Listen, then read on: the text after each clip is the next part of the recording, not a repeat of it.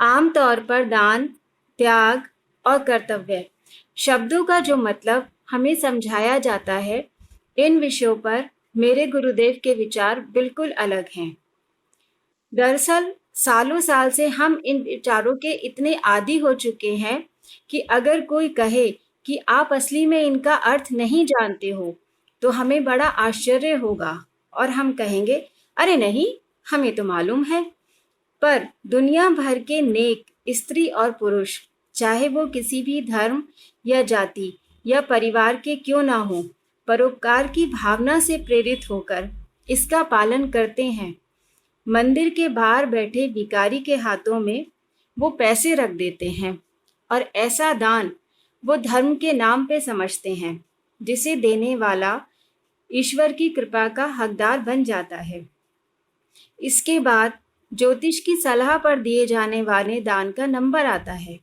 ये दान कभी-कभी इतने महंगे होते हैं कि उनकी कीमत ग्रह के दोषों के अनुपात पर निर्भर करती है।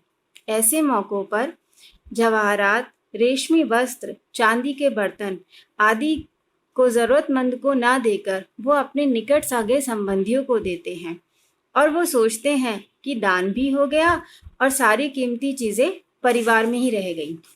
पर इस विषय पर हमारे गुरुदेव की राय बिल्कुल अलग है। वो हमें सिखाते हैं, पहली बात तो ये कि आप अपने परिवार की सारी ज़रूरतों को पूरे किए बिना किसी भी दान को देने के हकदार नहीं हैं। और जब तक उन्हें पूरी तरह से ये भरोसा ना हो जाए कि आप परिवार की सारी ज़रूरतें पूरी हो चुकी हैं और आमदनी में से जो कुछ पैसे बचे हैं, उन्हें आप दान के रूप में दे सकते हैं, तब तक आपको दान देने का कोई अधिकार नहीं है। वो कहते हैं, देखो मान लो तुम्हें किसी को कुछ रुपए दान देने हैं और तुम चाहते हो कि मैं उसे दान दूं। उसके कारण यदि तुम्हारे घर वालों को परेशानी उठानी पड़े, तो क्या आप उसे दान कहेंगे? नहीं, आप उसे कोरी-कोरी बेवकूफ़ी कहेंगे।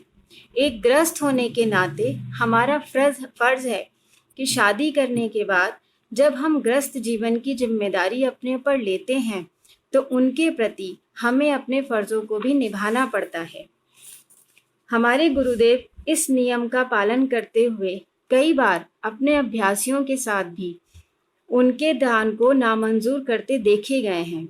वो सबसे पूछते हैं, आप क्या काम करते हैं? आपकी आमदनी कितनी है? क्या आप विवाहित हैं? आपके परिवार के कितने सदस्य आपके ऊपर आश्रित हैं?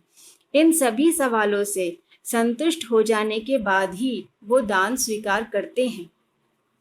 इन सब से मेरे कहने का अभिप्राय ये है कि आप दान दीजिए तो कुछ चीज़ों का ध्यान रखें। सबसे पहले आप अपने परिवार की ज़रूरतों को पूरा करें और फिर दान दें। और दूसरे, आपके दान देने की भावना बहुत ही पवित्र होनी चाहिए। आप सही मायनों में दान करें। ऐसे नहीं करें कि बहुत से अमीर व्यक्ति जो होते हैं मंदिरों में दान देते हैं, प्याऊ लगाते हैं और अगर उनके घर के दरवाजे पर कोई भिखारी आ जाए तो वो उसे फटकार के बाहर निकाल देते हैं। इसी तरह से दान देने की भावना पवित्र होनी चाहिए। आप अपनी सामाजिक प्रतिष्ठा को बढ़ाने के लिए दान ना दें। धन्यवाद।